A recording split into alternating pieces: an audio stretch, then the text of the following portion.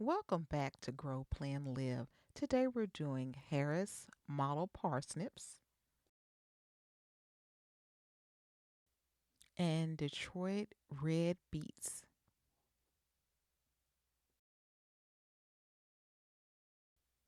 It's always interesting to look at the seeds of these different vegetables when we plant them and look at how interesting these parsnip seeds look compared to what the final product will look like, which is basically a pale version of a carrot.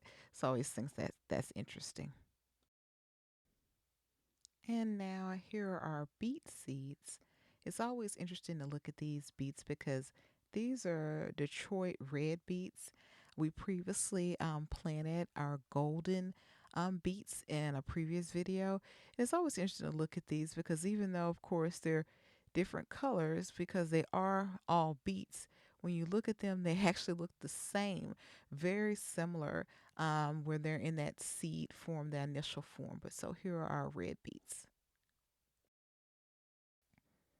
And for a little pest control, I'm going to pop a couple of garlic cloves in the slot with the beets and also in the slot with the parsnips.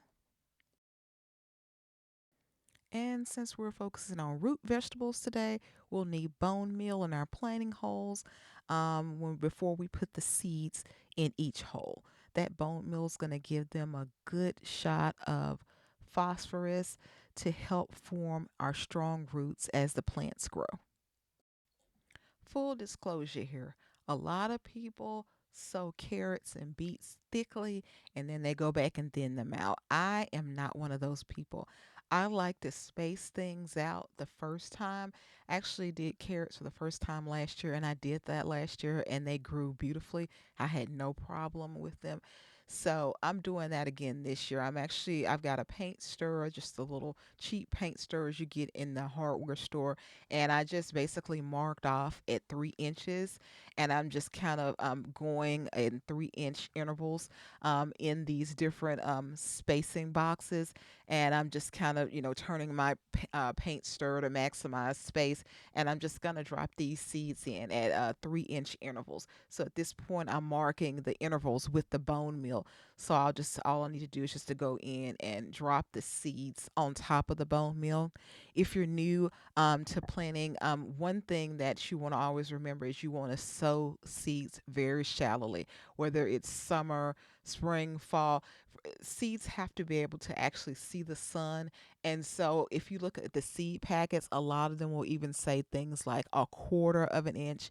And when they say that, they really mean that. If you sow them too deep, your seeds won't germinate properly. So you always want to just barely put them into the into wherever you, if you've got fertilizer or just soil, you just want to barely put them in and just barely cover them with your soil once you put your seeds in. Just placing the bone meal in the different sections, like I said, about 3 inches apart. Okay, let's drop our parsnips in. Again, I'm going to drop these in, and once I drop them into the bone meal, I'm just going to barely cover them over with the bone meal and a little bit of soil. So they'll definitely be able to see the sun and germinate.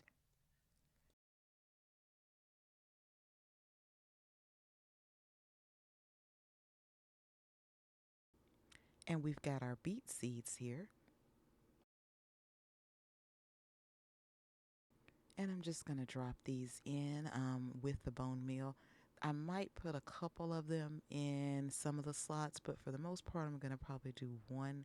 Like I said, I don't like having to go back and thin things out, so I just kind of try to space things out about 3 inches up front when I initially plant them.